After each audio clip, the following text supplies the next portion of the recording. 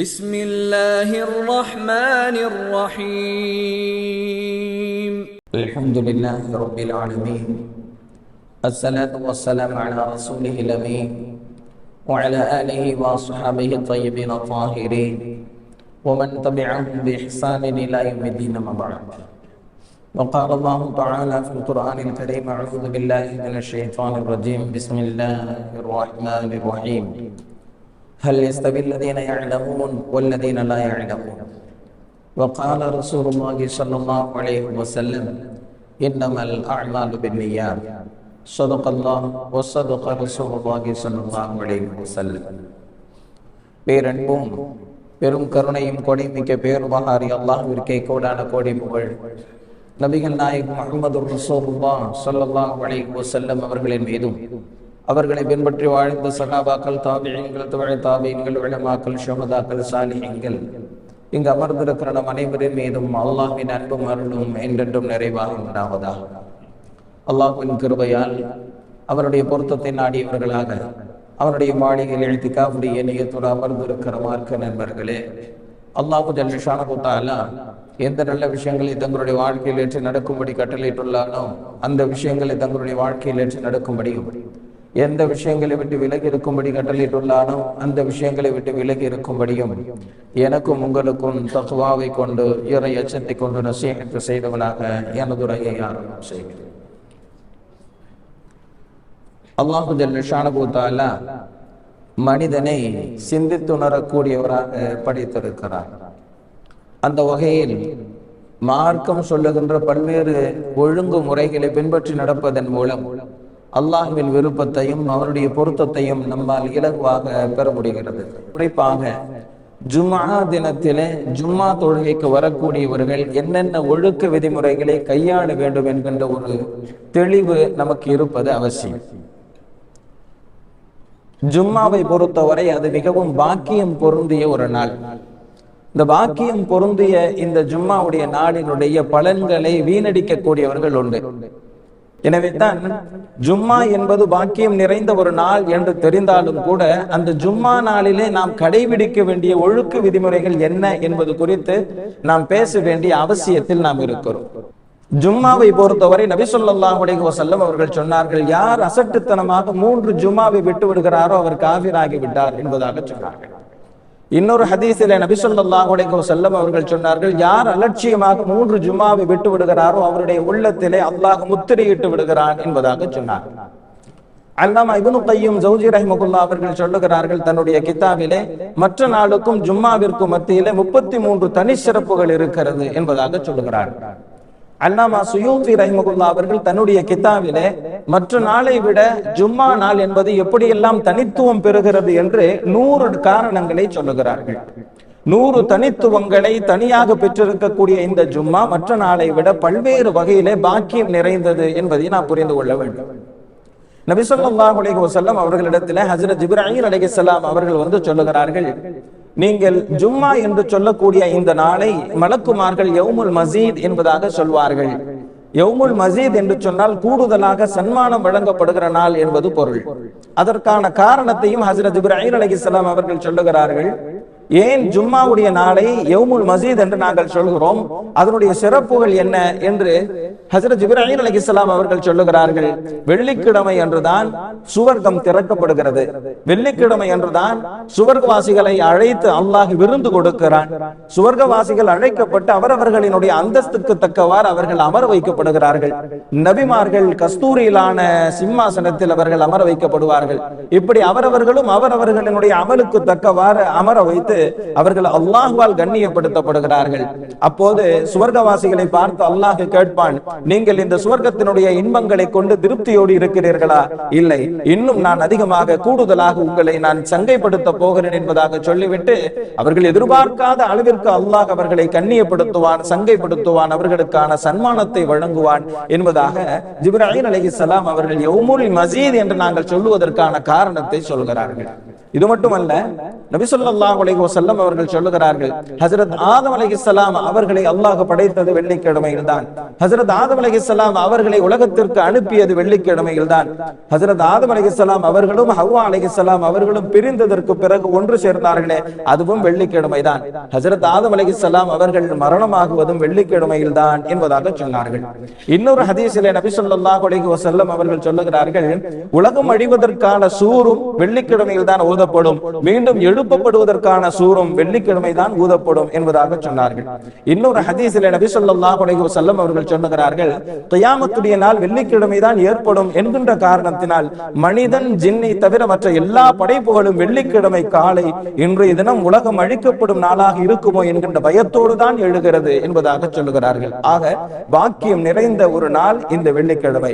இந்த வெள்ளிக்கிழமை குறித்து நபி ஸல்லல்லாஹு அலைஹி வஸல்லம் அவர்கள் சொன்னார்கள், இது ஏழைகளுக்கான ஈது பெருநாள் என்பதாக சொன்னார்கள். ஆக பல்வேறு பாக்கியங்களை கொட்டித் தருகின்ற இந்த ஜும்மாவினுடைய முழு பாக்கியத்தை பெற வேண்டும் என்று சொன்னால் செய்யக்கூடியவைகள் என்ன, செய்யக்கூடாதவைகள் என்ன, பலன்களை பெற்றுத் தரக்கூடியவைகள் என்ன, பலன்களை மொத்தமாக வீணடிக்கக்கூடியவைகள் என்ன என்கின்ற ஒரு தெளிவு மிகவும் அவசியமாக இருக்கிறது. அந்த வகையில ஜும்மாவுடைய தினம் வந்துவிட்டது என்று சொன்னால் நபி ஸல்லல்லாஹு அலைஹி வஸல்லம் அவர்கள் சில ஒழுக்கங்களை கற்றுத் தருகிறார்கள். அதில் முதலாவது, ஜும்மாவுடைய நாளில் குளிக்க வேண்டும். அரபுகளிடத்தில் ஒரு பழக்கம் இருந்தது, ஜும்மா தினத்தன்று ஒருவர் குளிக்கவில்லை என்று சொன்னால் அவரை மிகவும் மோசமானவர் என்பதாக சொல்லுவார்கள். ஒருவரை திட்ட வேண்டும் என்று சொன்னால் இப்படி சொல்லுவார்களாம், நீ ஜும்மாவில் குளிக்காதவனை விட மோசமானவன் என்பதாக சொல்லுவார்களாம். அந்த வகையிலே ஜும்மா தினத்தன்று குளிப்பது என்பது மிகவும் முக்கியமான ஒரு சுன்னத். சில உலமாக்களிடத்திலே ஜும்மா தினத்தன்று குளிப்பது வாஜிப். இன்னும் அறிஞர்கள் சொல்லுகிறார்கள், ஜும்மாவிற்கே வராத பெண்கள் கூட வெள்ளிக்கிழமை குளிப்பது சுன்னத் என்பதாக சொல்லுகிறார்கள். ஆக முதலாவது குளிப்பது. இரண்டாவது, நபி ஸல்லல்லாஹு அலைஹி வஸல்லம் அவர்கள் சொல்லுகிறார்கள், வெள்ளிக்கிழமைக்கென்று நீங்கள் தனி ஆடையை வைத்துக் கொள்ளுங்கள் என்பதாக சொன்னார்கள். இருக்கிற ஆடைகளிலேயே நல்ல உயர்ந்த ஆடையை அணிவது ஜும்மா தினத்தினுடைய மிக அற்புதமான சுன்னத்துகளில் ஒன்று. உலமாக்கள் சொல்லுவார்கள், அளவுக்கு அதிகமான விலை கொடுத்து ஆடை வாங்குவது என்பதும் கேள்விக்கு உட்படுத்தப்படுகிறது. ஆனால் ஜும்மாவிற்கு அணிவதற்காக வேண்டி ஒருவர் அளவுக்கு அதிகமான பணத்தை கொடுத்து ஆடை வாங்கினாலும் அது பாவமாகாது என்பதாக சொல்லுகிறார்கள். ஆக உயர்ந்த ஆடையை அணிவது என்பது ஜும்மாவின் மிக அற்புதமான சுன்னத்துகளில் ஒன்று.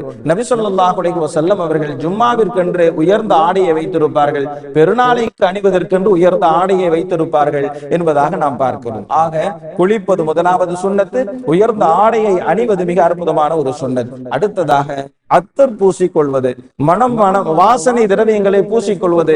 அடுத்தது கவனிக்க வேண்டிய ஒரு விஷயம், ஜும்மா தினத்தன்று பள்ளிக்கு வருகிற போது கால்நடையாக வருவது, நடந்து வருவது யாருக்கு இயலுமோ, யாருக்கு சாத்தியம் இருக்கிறதோ அவர்கள் நடந்து வருவதற்கு முக்கியத்துவம் தருவது. வாகனத்தில் வருவது என்பது பாவம் அல்ல, குற்றம் அல்ல, வரலாம். யாருக்கு இயலாதோ, யார் தொலைவில் இருக்கிறார்களோ அவர்கள் வாகனத்தை பயன்படுத்தலாம். ஆனால் ஹதீசுகளில் மஷா வலம் எர்கப் என்கின்ற வார்த்தையே பயன்படுத்தப்படுகிறது. வாகனத்தில் வராமல் நடந்து யார் வருவாரோ என்றே அந்த வார்த்தை பயன்படுத்தப்படுகிற காரணத்தினால் அறிஞர்கள் சொல்லுவார்கள், ஜும்மாவிற்கு வாகனத்தில் வராமல் நடந்து வருவதில் தனி சிறப்பு இருக்கிறது என்பதாக சொல்வார்கள். பொதுவாகவே பள்ளிக்கு தொழுவதற்கு கால்நடையாக வருவதிலே கூடுதல் நன்மை கிடைக்கிறது. எனவே யாரால் வாகனத்தை தவிர்க்க முடியுமோ அவர்கள் தவிர்த்து கொண்டு கால்நடையாக வருவது சிறப்பான ஒன்று. இன்னொரு முக்கியமான ஒரு விஷயம் என்ன அப்படின்னு சொன்னா, நபி ஸல்லல்லாஹு அலைஹி வஸல்லம் அவங்க சொன்னாங்க, மனிதத்தஸல வபக்கர வபுதகர, குளித்து விட்டு விரைவாக பள்ளிக்கு வருவது. விரைவாக பள்ளிக்கு வருவது என்கின்ற இருவேறு வார்த்தைகளால் நபி அவர்கள் அழுத்தமாக சொல்கிறார்கள். பக்கர என்று சொன்னாலே விரைவாக வருவதுதான், வபுதகர என்று இன்னொரு வார்த்தையை கொண்டு கூடுதல் அழுத்தத்தோடு நபி ஸல்லல்லாஹு அலைஹி வஸல்லம் அவர்கள் சொல்லுகிறார்கள், யார் ஜும்மாவிலே குளித்து விட்டு வேகமாக விரைவாக பள்ளிக்கு வருவார்களோ என்பதாக சொல்லுகிறார்கள். எனவே விரைவாக பள்ளிக்கு வர வேண்டும். நபி ஸல்லல்லாஹு அலைஹி வஸல்லம் அவங்க சொன்னாங்க, யார் முதலில் ஜும்மாவிற்கு வருகிறாரோ அவருக்கு ஒட்டகத்தை தர்மம் செய்த நன்மையும், யார் அடுத்து வருகிறாரோ அவருக்கு மாட்டை தர்மம் செய்த நன்மையும், அடுத்து யார் வருகிறாரோ அவருக்கு ஆட்டை தர்மம் செய்த நன்மையும், அடுத்து நான்காவதாக வரக்கூடியவருக்கு கோழியை தர்மம் செய்த நன்மையும், ஐந்தாவதாக வரக்கூடியவருக்கு ஒரு முட்டையை தர்மம் செய்த நன்மையும் கிடைக்கும் என்பதாக சொன்னார்கள். அப்படி என்று சொன்னால் அதற்கு என்ன விளக்கம் தெரியுமா? சூரியன் உதயமானதிலிருந்து ஜவால் வரை உள்ள அந்த நேரத்தை 5 பகுதிகளாக போட்டுக் கொள்ள வேண்டும். சூரியன் உதயத்திலிருந்து சூரியன் உச்சத்தை அடைகிற வரை உள்ள அந்த நேரம் வந்துவிட்டால் மலக்குமார்கள் தங்களுடைய ஏடுகளை திறந்து கொண்டு பள்ளிவாசலில் அமர்ந்து கொள்கிறார்கள். 5 பகுதிகளாக நாம் பிரித்துக் கொள்கிறோம் அல்லவா? முதல் பகுதியில் வரக்கூடியவர்கள் அத்துணை பேருக்கும் ஒட்டகத்தை தர்மம் செய்த நன்மையை அவர்கள் எழுதுகிறார்கள். 2வது பகுதியில் வரக்கூடியவர்களுக்கு மாட்டை தர்மம் செய்த நன்மையை எழுதுகிறார்கள். 3வது பகுதியில் வரக்கூடியவர்களுக்கு ஆட்டை தர்மம் செய்த நன்மையை எழுதுகிறார்கள். 4வது பகுதியில் வரக்கூடியவர்களுக்கு கோழியை தர்மம் செய்த நன்மையை வழங்குகிறார்கள். 5வது பகுதியில் வரக்கூடியவர்களுக்கு ஒரு முட்டையை தர்மம் செய்த நன்மையை எழுதுகிறார்கள். சூரியன் ஜவால் ஆனதற்கு பிறகு மலக்குமார்கள் தங்களுடைய ஏடுகளை மூடிவிட்டு அவர்கள் அமர்ந்து விடுகிறார்கள் என்பதாக சொல்லுகிறார்கள். அப்படி என்று சொன்னால் நம்மில் எத்தனை பேருக்கு என்னென்ன நன்மைகள் கிடைக்கிறது என்பதை நாம் யோசிக்க வேண்டும். ஆக கவனிக்க வேண்டிய விஷயம் என்னவென்று சொன்னால் விரைவாக பள்ளிக்கு வருவது. ஹஜ்ரத் இப்னு மஸ்ஊத் ரலியல்லாஹு தஆலா அவங்க ஜும்மாவுக்கு வர்றாங்க, ரொம்ப வேகமா வர்றாங்க. வந்து பார்த்தா தனக்கு முன்னாடியே ஒரு 3 பேர் என்ன செஞ்சிருக்கிறாங்க, ஜும்மால உட்கார்ந்து இருக்கிறாங்க. அதை பார்த்த உடனே ஹஜ்ரத் இப்னு மஸ்ஊத் ரலியல்லாஹு தஆலா அவர்கள் சொன்னார்கள், தன்னை ஆறுதல் படுத்திக் கொள்வதற்காக 4வதாக பள்ளிக்குள் நுழைந்தவரும் அல்லாஹ்வின் அருளை விட்டு தூரமாக மாட்டார் என்பதாக சொல்லிவிட்டு இப்படி சொல்கிறார்கள். ஒருவர் அல்லாஹ்விடத்தில் எவ்வளவு தூரம் நெருக்கமாக இருக்கிறார் என்பதை அறிந்து கொள்ள வேண்டும் என்றால் ஜும்மாவிற்கு எவ்வளவு விரைவாக அவர் வருகிறார் என்பதை வைத்து தெரிந்து கொள்ளட்டும் என்பதாக ஹஜ்ரத் இப்னு மஸ்ஊத் ரலியல்லாஹு தஆலா அவர்கள் சொல்கிறார்கள். ஒரு முறை ஹஜ்ரத் உமர் ரலியல்லாஹு தஆலா அவர்கள் குத்பா செய்து கொண்டிருக்கிறார்கள். ஹஜ்ரத் உஸ்மான் ரலியல்லாஹு தஆலா அவர்கள் எப்போதும் விரைவாக வரக்கூடியவர்கள், அன்றைய தினத்தில் கொஞ்சம் தாமதமாக வருகிறார்கள். அவர்களை பார்த்தவுடன் குத்பாவில் இருந்து கொண்டே ஹஜ்ரத் உமர் ரலியல்லாஹு தஆலா அவர்கள் ஹஜ்ரத் உஸ்மான் ரலியல்லாஹு தஆலா அவர்களை பார்த்து, ஐயத்து சாஅத்தின் ஹாதி, இதுதான் ஜும்மாவிற்கு வரக்கூடிய நேரமா என்பதாக கேட்டார்கள். யார் ஜும்மாவினுடைய ஒழுங்குகளை பேணி குளித்து விட்டு நல்ல ஆடையை அணிந்து கொண்டு அத்தர் பூசிக்கொண்டு கால்நடையோடு பள்ளிக்கு வந்து இமாமுடைய குத்துபாவை பேசாமல் அமைதியோடு கேட்டு யாருக்கும் எந்த வகையிலும் தொந்தரவு கொடுக்காமல் யாரும் மக்களினுடைய தோள்களை தாண்டி தாண்டி உள்ளே வராமல் ஜும்மாவினுடைய ஒழுங்குகளை பேணி செல்கிறாரோ அவருக்கு அல்லாஹு ஜல்ல ஷானஹு வ தஆலா ஒரு வருடம் தஹஜ்ஜத் தொழுத நன்மையை, ஒரு வருடம் நோன்பு வைத்த நன்மையை வழங்குகிறான் என்பதாக சொல்லுகிறார்கள். லஹு அஜ்ரு அமலி ஸனத்தின் கியாமிஹி வ ஸியாமிஹி என்பதாக சொன்னார்கள். ஆக ஜும்மாவினுடைய ஒழுங்குகளில் மிக முக்கியமான ஒன்று என்னன்னு சொன்னா, இமாம் குத்துபா ஓதும் போது பேசாம இருக்கணும். நபி ஸல்லல்லாஹு அலைஹி வஸல்லம் சொன்னாங்க, ஜும்மா தினத்தன்று 3 சாரார்கள் இருக்கிறார்கள். முதலாவது சாரார், அவர்கள் ஜும்மாவிற்கு வருகிறார்கள், வீணான காரியங்களில் ஈடுபட்டு விடுகிறார்கள், ஜும்மாவினுடைய நன்மைகள் எதையும் அவர்கள் பெறமாட்டார்கள் என்பதாக சொன்னார்கள். 2வது சாரார் குறித்து நபி அவர்கள் சொல்லுகிறார்கள், யார் ஜும்மாவிற்கு வந்து இமாமுடைய குத்துபாவை கேட்காமல் துஆவிலும் திக்ர்களிலும் ஈடுபட்டு கொண்டிருக்கிறாரோ அவருக்கு ஜும்மாவினுடைய எந்த நன்மையும் கிடைக்காது. அவருடைய துஆ அல்லாஹ்விடத்தில் அங்கீகரிக்கப்படலாம், அங்கீகரிக்கப்படாமலும் போகலாம் என்பதாக சொன்னார்கள். 3வது சாரார் குறித்து சொன்னார்கள், யார் பள்ளிக்கு குளித்துவிட்டு அதனுடைய ஒழுங்குகளை பேணி வந்து இமாம் குத்துபா ஓதுகிற போது பேசாமல் அதை செவிசாய்த்து கேட்டு மக்கள் யாருக்கும் தொந்தரவு கொடுக்காமல் அவர்களின் தோள்களை தாண்டி தாண்டி உள்ளே வராமல் இருக்கிறாரோ அவருக்கு அல்லாஹு ஜல்ல ஷானஹு வ தஆலா 10 நாள் செய்த பாவங்களை மன்னித்து விட்டான். 10 வரக்கூடிய 10 நாட்களில் அவர் நல்ல காரியங்களை செய்யக்கூடியவராக அல்லாஹ் எழுதி விட்டான் என்பதாக சொல்லுகிறார்கள். ஆக மிக முக்கியமான ஒழுங்குகளில் ஒண்ணு என்ன அப்படின்னு சொன்னா, பள்ளிவாசல்ல வந்து பேசக்கூடாது. நபி ஸல்லல்லாஹு அலைஹி வஸல்லம் அவங்க சொன்னாங்க, மன் தகல்லம யௌமல் ஜும்ஆத்தி வல் இமாம் யக்துப் அன்சித் ஃபகத் லகவ்த. யார் பள்ளிக்கு வருகிறார், இமாம் குத்துபா ஓதுகிற நேரத்திலே பேசாதே என்று சொல்லுகிறாரோ அவர் ஜும்மாவினுடைய நன்மைகளை வீணடித்து விட்டார் என்பதாக நபி ஸல்லல்லாஹு அலைஹி வஸல்லம் சொல்றாங்க. இன்னொரு ஹதீஸ்ல நபி ஸல்லல்லாஹு அலைஹி வஸல்லம் சொல்றாங்க, யார் பள்ளிக்குள் வந்து பேசுகிறாரோ, மன் தகல்லம வஹுவ கமஸலில் ஹிமார், யார் ஜும்மா தினத்தன்று பள்ளிக்குள் வந்து பேசுகிறாரோ அவர் கழுதையை போன்று என்பதாக சொன்னார்கள். ஹஜ்ரத் இப்னு உமர் ரலியல்லாஹு தஆலா அன்ஹு குத்துபால உட்கார்ந்து இருக்கிறாங்க, பள்ளிவாசல்ல உட்கார்ந்து இருக்கிறாங்க. அந்த நேரத்துல ஒருத்தர் பேசுறாரு, இன்னொருத்தர் பேசாத அப்படின்னு சொல்றாரு. ஜும்மா தொழுக முடிஞ்ச உடனே 2 பேரையுமே ஹஜ்ரத் இப்னு உமர் ரலியல்லாஹு தஆலா அன்ஹு கூப்பிட்டாங்க. கூப்பிட்டு சொன்னாங்க, யாரு பேசினாரோ அவர் கழுதையை போன்று, யார் பேசாதே என்று சொன்னாரோ அவர் ஜும்மாவை வீணடித்து விட்டார் என்பதாக சொல்லிவிட்டு இந்த ஹதீஸை சொல்லுகிறார்கள், மன் தகல்லம ஃபஹுவ கமஸலில் ஹிமார், யார் பேசுகிறாரோ அவர் கழுதையை போன்று என்று நபி ஸல்லல்லாஹு அலைஹி வஸல்லம் அவர்கள் சொன்ன இந்த ஹதீஸை சொல்லுகிறார்கள். ஒரு முறை நபி ஸல்லல்லாஹு அலைஹி வஸல்லம் குத்துபால ஜும்மா குத்துபா செஞ்சுக்கிட்டு இருக்கிறாங்க. அந்த நேரத்துல ஜும்மால சூரத்துல் முல்க் சம்பந்தமாக தபாரக்கல்லதி சூரா சம்பந்தமாக நபி ஸல்லல்லாஹு அலைஹி வஸல்லம் அதற்கு விளக்கம் சொல்லி கொண்டிருக்கிறார்கள். அங்க உட்கார்ந்து இருக்கிறாங்க ஹஜரத் உபை இப்னு கஅப் ரலியல்லாஹு தஆலா அன்ஹு. அவங்க பக்கத்துல இருந்தவரு ஹஜரத் உபை இப்னு கஅப் ரலியல்லாஹு தஆலா அன்ஹு அவங்க கிட்ட நபி ஸல்லல்லாஹு அலைஹி வஸல்லம் விளக்கம் சொல்றாங்களே இந்த சூரத்துல் முல்க், இந்த சூரா எப்ப இறங்குச்சு என்பதாக கேட்டாங்க. ஹஜரத் உபை இப்னு கஅப் ரலியல்லாஹு தஆலா அன்ஹு அவங்க பதிலே சொல்லல. ஜும்மா முடிச்சதுக்கு அப்புறம் சொன்னாங்க, உன்னுடைய ஜும்மாவை நீ வீணடித்து விட்டாய் என்பதாக சொன்னார். இவருக்கு ரொம்ப வருத்தமா போயிடுச்சு. நம்ம இந்த சூரா எப்ப இறங்குச்சுன்னு தானே கேட்டோம், இதுக்கு போய் இப்படி சொல்லிட்டாங்களே அப்படின்னு சொல்லி நேரா நபி ஸல்லல்லாஹு அலைஹி வஸல்லம் கிட்ட வந்து ஹஜரத் உபை இப்னு கஅப் ரலியல்லாஹு தஆலா அன்ஹு அவங்க இப்படி சொன்னாங்க அப்படின்னு சொன்னாங்க. அப்ப நபி ஸல்லல்லாஹு அலைஹி வஸல்லம் அவங்க சொன்னாங்க, சதக, அவர் உண்மையை சொன்னார் என்பதாக சொன்னார்கள். தீனுடைய விஷயங்களையே பேசக்கூடாது ஜும்மாவுடைய தினத்தன்று பள்ளிக்குள் வந்து அமர்ந்ததற்கு பிறகு என்று சொன்னால் அதனுடைய புனிதத்தை எப்படி பேணி பாதுகாக்க வேண்டும் என்பதை நாம் புரிந்து கொள்ள வேண்டும். அடுத்தது மிக முக்கியமான ஒரு விஷயம் என்ன அப்படின்னு சொன்னா, நபி ஸல்லல்லாஹு அலைஹி வஸல்லம் சொல்றாங்க, யார் ஜும்மாவிலே வந்து மக்களுக்கு இடையூறு தரும் வகையில் மக்களின் தோள்களை தாண்டி தாண்டி உள்ளே வருகிறாரோ அவர் தனக்கும் சுவர்க்கத்திற்கும் மத்தியில் தடையை ஏற்படுத்தி கொண்டார் என்பதாக நபி ஸல்லல்லாஹு அலைஹி வஸல்லம் சொல்றாங்க. தனக்கும் சுவர்க்கத்திற்கும் மத்தியிலே தடைப்பாலத்தை அவர் ஏற்படுத்தி கொண்டார் என்று வருகிறது என்று சொன்னால் இன்று பல இடங்களிலும் நம்மால் பார்க்க முடிகிறது. தாமதமாக வருவாங்க, முதலாவது சஃப்ல வரதுக்காக வேண்டி மக்களை நோவினை செய்து கொண்டு ஜும்மாவினுடைய ஒழுக்கங்களை மொத்தமாக சிதைக்கக்கூடிய ஒரு நிலை ஏற்படுவதை நாம் பார்க்கிறோம். இதிலே கவனம் வேண்டும். நமக்கு தெரிந்தவர்கள், நம்முடைய நண்பர்கள் இவ்வாறு செய்யக்கூடிய பழக்கம் உள்ளவர்களாக இருந்தால் கண்ணியமான முறையில், அழகான முறையில், அழகிய வார்த்தைகளில் அவர்களுக்கு இதை புரிய வைக்க வேண்டும். குறைந்தபட்சம் அந்த ஹதீஸ்களை எடுத்து அவர்களுக்கு காட்ட வேண்டும். நபி அவர்கள் சொல்லுகிறார்கள் என்று சொன்னால் அதில் யாரும் மறுபேச்சு பேச முடியாது. தன்னுடைய விருப்பத்தின் அடிப்படையில் சொன்னால் தான் அவர்கள் கோபித்துக் கொள்வார்கள், கோபப்படுவார்கள். நபி ஸல்லல்லாஹு அலைஹி வஸல்லம் அவர்கள் சொன்ன வார்த்தையை ஹதீஸ்களால் காட்டினால் கண்டிப்பாக ஏற்றுக்கொள்வார்கள். நம்முடைய நண்பர்கள் அது போன்ற காரியங்களில் ஈடுபட்டால் நாம் என்ன செய்யணும் அப்படின்னு சொன்னா அவர்களுக்கு அழகிய முறையில் சொல்லி ஜும்மாவினுடைய கண்ணியத்தை காக்க வேண்டும். அடுத்து இன்னொரு மிக முக்கியமான ஒரு விஷயம் என்ன அப்படின்னு சொன்னா, நபி ஸல்லல்லாஹு அலைஹி வஸல்லம் அவங்க சொல்றாங்க, ஜும்மா தினத்தன்று ஒரு நேரம் இருக்கிறது, அந்த நேரத்தில் செய்யப்படுகிற துஆ ஏற்றுக்கொள்ளப்படும் என்பதாக சொன்னாங்க. ஒரு ஹதீஸ் ஹஜ்ரத் அபூ சயீத் அல்-குத்ரி ரலியல்லாஹு தஆலா அன்ஹு அவங்களுடைய ஹதீஸ், நபி ஸல்லல்லாஹு அலைஹி வஸல்லம் அவங்க சொல்றாங்க, எனக்கு அந்த துஆ ஏற்கப்படக்கூடிய அந்த நேரம் எனக்கு காட்டப்பட்டது. பிறகு லைலத்துல் கத்ர் எப்படி காட்டப்பட்டு மறக்கடிக்கப்பட்டு விட்டதோ அது போன்று எனக்கு மறக்கடிக்கப்பட்டு விட்டது என்பதாக நபி ஸல்லல்லாஹு அலைஹி வஸல்லம் அவங்க சொல்றாங்க.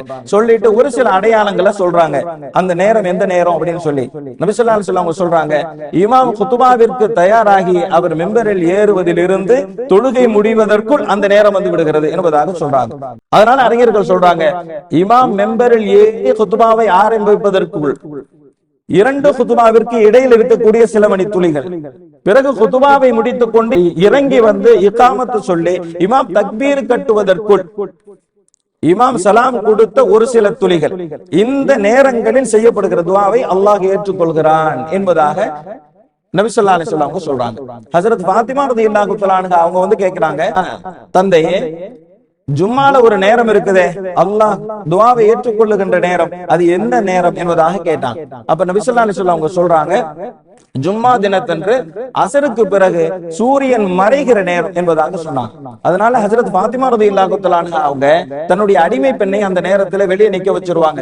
சூரியன் மறைகிற நேரத்துல என்கிட்ட சொல்லு என்பதாக சொல்லுவாங்க. சூரியன் மறைகிற நேரத்துல அவங்கள்ட்ட இன்ஃபார்ம் பண்ணுவாங்க.